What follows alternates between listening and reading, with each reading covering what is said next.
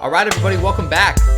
You're listening to Elevate Your Standards podcast with your host, as always, Derrick Lawter. I want to start by saying thank you guys for tuning in. I know it's been a little bit of a layoff here. I appreciate everybody who's still with us from the last batch of listeners, I should say, from season 1. If you've carried over to this new season of the podcast, I'm going to call it a new season, but really it's all going to be under the same. It's just a continuation. But we have a whole new campaign, a whole new way to launch this forward. We're going to be booking a lot of guests in these next couple months. We have a new palette of episodes ready to come out, backed with blog posts and a whole content campaign to back it. So thank you guys for really sticking with us through the first year. It was an incredible first year. We learned a ton about this space, about podcasting in it. And more importantly, we got great feedback on the podcast. We helped some people out, hopefully helped you guys out in whatever you were doing, whatever goal you were pursuing last season. So thank you for sticking with us. If this is your first time listening to this podcast, I know for a lot of people, this will be your first time listening. You are here to elevate your standards in some way or another. That is what this podcast is called. It's what this podcast is about. Elevating your standards. What does that mean? It means something different to everybody who's listening to this, everybody involved. But really, it's a core concept that's universal when it comes down to the principles. And that is taking where you're at in life and where you allow yourself to be in various aspects of your life, your standards. So where do you allow your finances to be? Where do you allow your motivation to be? Where do you allow your normal day to be? Is it scattered, or is your standard for a normal day very routine and orderly and productive? What are your standards for life, for all different aspects of life, all different, you could say, verticals or different paths or different categories of your life? How are your standards and where are they at? The first step is taking inventory of these standards. The second step is elevating your standard. And the third step is holding yourself to that standard.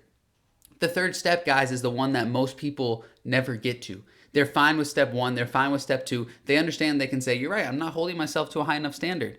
I mean, a lot of people can't get to that point because it takes a lot of accountability. You have to own up that you're the reason that things are going wrong in your life. But once you get to step 1, a lot of people can get there. Step 2, okay, you elevate your standards. That can be the easiest one. You recognize that you're not where you need to be. Your standards aren't where they need to be. You just need to elevate them. So you go through and you make a list of where you want to be at each facet of your life. But that's where most people stop. That's the end of the road for most people. They never get to the very end where it's step 3 and they need to hold themselves to these standards on a daily basis in everything they do in their life. And if you never get to that final step, the first 2 don't really matter. So again, I ask you, where are your standards right now, and are you prepared to elevate your standards? If you are, welcome to this journey. Thank you for being here. If not, go back and listen to the full season of episode 1 or the full episodes in season 1 so you can understand where we're going with this and exactly where we're at. But it's not a necessity because we're going to restart and we're going to cover some basic topics that we went over. Today is about the big 3. The big 3 is discipline, hard work, and consistency. Those go together to make all this happen. They make the magic happen. They make the process that we're talking about work, of setting your standards and then holding yourself to them. You cannot get anywhere without a work ethic. If you aren't able and you're not willing to work harder than the person next to you, you're never going to surpass them. Yeah, maybe you can work smarter and get a little edge or take a little shortcut to start, but over the long haul, for the long periods of time, you're never going to win the race if you're not willing to work as hard as the person right next to you. Now, going through that, that's just step 1, hard work. Step 2 is discipline. If you're not willing to work hard on a disciplined basis, right? So it takes discipline to work hard, and you have to get up every single morning, and you got to make sure that even on the days that you don't want to, you're able to hold yourself to that elevated work ethic, right? And the third one is consistency. Consistency separates the good from the great. Anybody can have a good day, they can have a good week, they can have a good year, but how do you be disciplined? How do you pull that through for the long term? I'm talking about for years, or I'm talking about for months linked together. If you can just be consistently disciplined on working hard for 2 to 3 months, like in a row, you can get more done than most people do in 5 or 6 years of their life.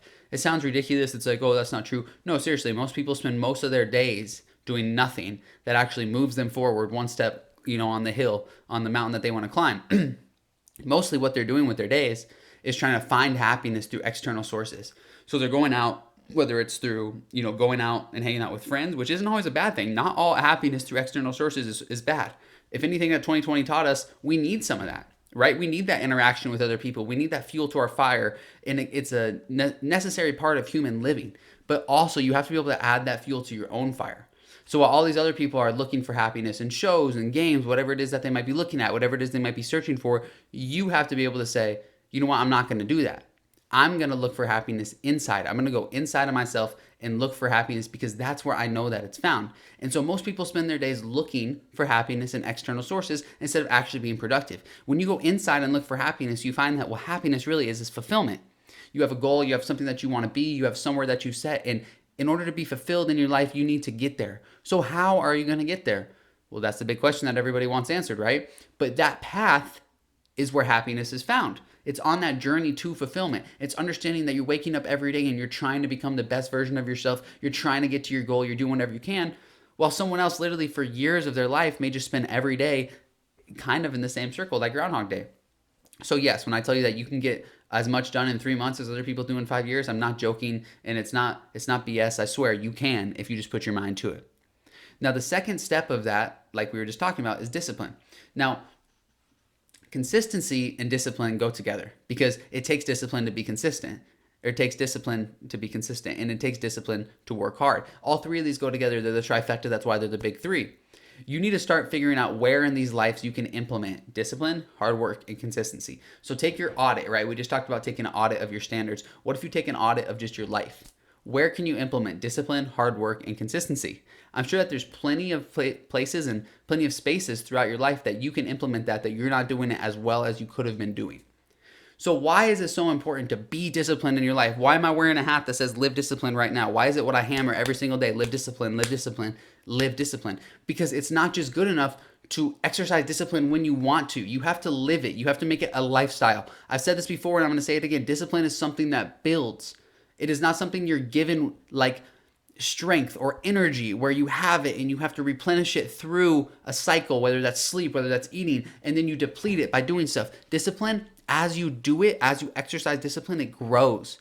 It's a momentum building task, a momentum building emotion, you could say, of discipline is what it is. So if you're not willing to put in the work and start being disciplined, you're never going to get there. You're never going to wake up one day with a reserve that you've been building for years. And discipline is the most important part because anybody can work hard, but anybody cannot work hard consistently. And to work hard consistently, that takes discipline. Everyone's like, how do you do that? How do you work hard consistently? You must have so much motivation. No. There's no, motivation comes. It comes a lot less than you think.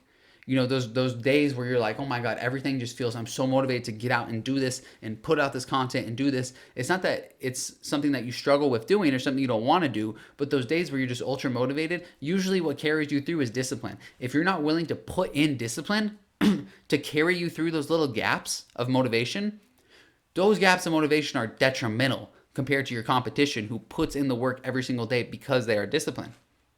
Now, a lot of people out there will say, if you're not doing the work, someone else is. I agree with that. I do, but I also don't. A lot of people out there aren't doing the work. There's a lot of industries that are meant to be taken right now. All you have to do is be disciplined, work hard, and do that consistently. So here's some actionable steps you can take today to input this into your life, right? It sounds hard. It sounds like it's something that you don't want to be doing, and it's true. But the effects on the other, it's hard. It's not true. That's not something you don't want to be doing, but it's true that it's hard. The consequences are not always bad. There's negative and positive consequences to any action that you take. The consequences of taking these actions far outweigh the risks of not taking them. All right. So let me go through some actionable steps. The first thing that you can do is take an audit. Where are you not working hard enough in your life, specifically in your business? And this doesn't mean how many more hours can I squeeze in the morning, right? This doesn't mean how many more buttons can I press at work. This means where am I like slacking off? Where am I not being ambitious, right? But it also can mean, am I going to the gym? Am I putting out my best work? Where am I not working hard enough? Am I always working harder than the person next to me? Right? Because it's not always about putting in more hours. Sometimes working harder means not BSing when you're on the job working, or when you sit down to get a task done, making sure that you're getting it done and working hard for those 2 hours instead of surfing the internet every 10 minutes in between.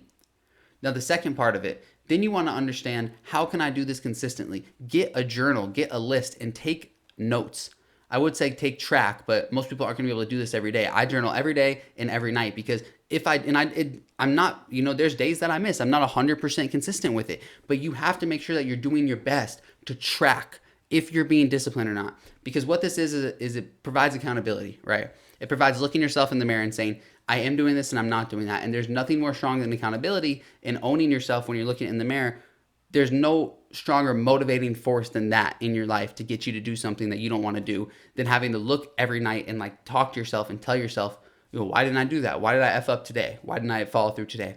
So again, take an audit of where you're not working hard enough and then start to track every day and ask yourself these questions. Where can I work harder? Was I disciplined today? And am I going to be able to consistently do this? There's some things that aren't consistent, or aren't able to be consistent, right? Like for instance, are you going to be able to consistently run 100 miles a day? There's no way. There's no way. So don't kid yourself. Can you maybe consistently run a mile a day? Yes. Does that get you farther than the person who runs 2 miles once a week? Absolutely.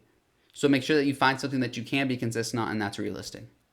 All right, guys, that's a new episode of Elevate Your Standards. We're back. Like I said, some awesome stuff coming. Stay tuned on my Instagram channel at Derrick Lawter. Please check out the website, derricklawter.com. There's a couple new things for you guys to download on there. We have the full morning routine for you to download. Take your time, go through that. Start to see how can you add that part of morning routine into your life. And then we also have an ad campaign on there for anyone who's listening to this who's in the digital marketing space.